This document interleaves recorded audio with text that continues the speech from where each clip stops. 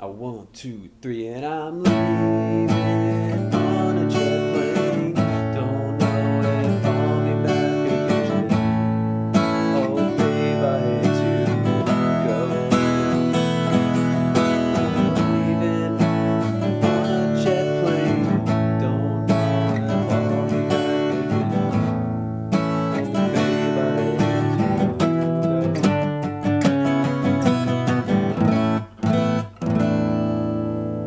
Hi, welcome back. This is for all you John Denver fans. And hopefully most of you don't have John Denver haircuts. Anyway, unless it's Halloween, I have a couple wigs like that. Very cool. So what I've done here is I've condensed this and I've condensed the rhythm down to where it's actually very, very simple, and it stresses the moves between chords over the strumming and stuff. And we can fill in the strumming down the road in later lessons. And forgive me for chewing gum, but it's just keeping my voice alive here. I've actually been a little sick, but I'm committed to the teaching. So, gotta do what you gotta do, right? So anyway, feel free to print out your PDFs or have them on screen as you follow along here. And you'll notice that there's 3 starter chords we've worked with. We've worked with A, D, and E. And so this is works in actually a very convenient pattern for moving between the chord shapes. So, and I'll explain that in a sec.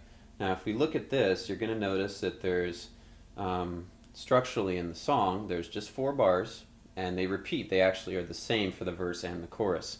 So as you sing your chorus, I was doing that just because it's a little more recognizable and fun to sing. But if you sing the verse music, it's exactly the same as the chorus music. My bags are packed and I'm ready to go. Stand outside your door. It's the same exact stuff through the whole song. Very cool. It's just the melody that changes. One of the illusions of music, which is so nice. Anyway, thanks, John. Awesome. So as we look at this, you notice that the first bar is A for 2 bars. I'm sorry, 2 beats. So each stack of quarter notes, if you remember, is just a down strum. That's all we're doing. A is just 2 down strums. And then you're going to move to your D and do 2 down strums.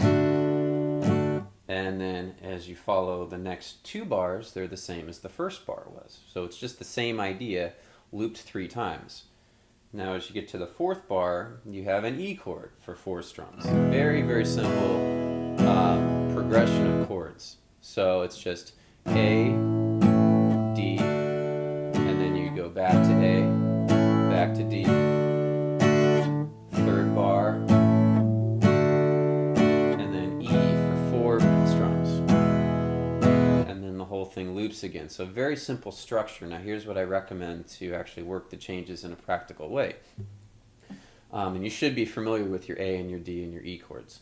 So what you want to do is as you go from A to D, you want to use what I refer to as a guide finger, or like a sliding finger or something like that. And what I mean by this is that as you're on your A chord, if you're fingering it correctly, you should have your 3rd finger on the 2nd fret of the B string of your 2nd string. Now if you, to go from A to D, if you let go of these 2 fingers and you keep your 3rd finger on the string and you just slide up 1 fret, you can reposition your middle finger on the high string at the 2nd fret and your 1st finger on the 3rd string at the 2nd fret and get your D chord without having to rebuild the entire chord shape.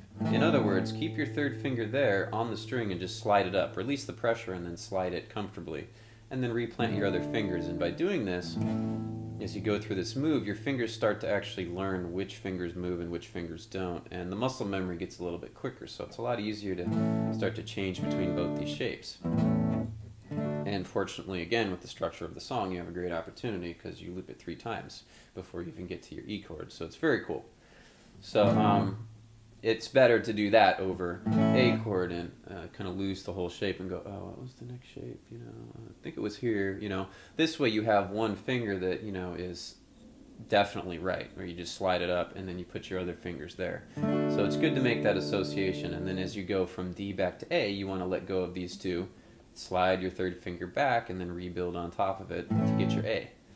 You're just sliding in between shapes. Now, I know initially your fingers aren't going to want to do this, That's okay. It's just nice to make the association, and you really want to try and get them to do this as soon as possible.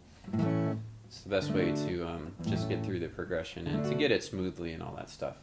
So what's also nice is if we move ahead, let me just play them then, the first 3 bars. On a jet plane, second bar, I'll be back again, third bar. And now we're all the way set up to do our E chord. Well, guess what? We have another finger that can be a sliding finger, but it's our first finger. So from your D chord, that first finger, if you let go of these 2 fingers, you slide your first finger back 1 fret, you can find your E chord a little bit easier that way. D is here, let go, slide back, put these 2 here, get your E. Be back again. Oh wait, baby I hate to go. So this can just slide from here, back here, and you can get it that way. So you want to work those moves separately too, just as a supplement and to help speed up this song as, practicing, as your practicing process and all that stuff. So now from E back to A, you just got to jump it. There's no particular way to do that except to just get used to the E and to reform on the A correctly.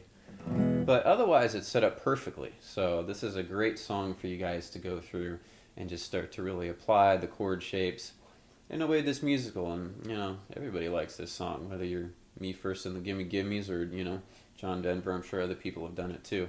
It's a great song. Structurally, melodically, it's just great to hear. So one more time through the whole thing. 1, 2, 3, 4, 'cause I'm